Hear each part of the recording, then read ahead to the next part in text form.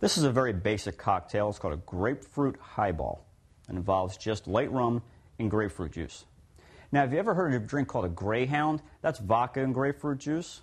And you might have heard of Salty Dog, which is a Greyhound, vodka and grapefruit juice, but with a salt rim. Why am I telling you that? I don't know. This is a rum and grapefruit juice drink. Now you know the difference. So let's get started. We're going to take a highball glass, and we're just going to build it straight into the glass.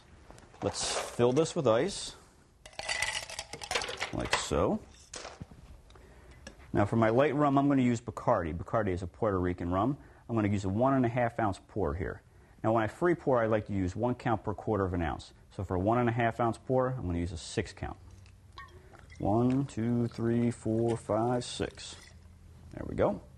And finally, we're going to fill it with grapefruit juice. Nothing to it, right? Kind of like a morning cocktail. And there we go. Nice tasty grapefruit juice. Look at that. Take a straw, get it in there, give it a little mix. Voila!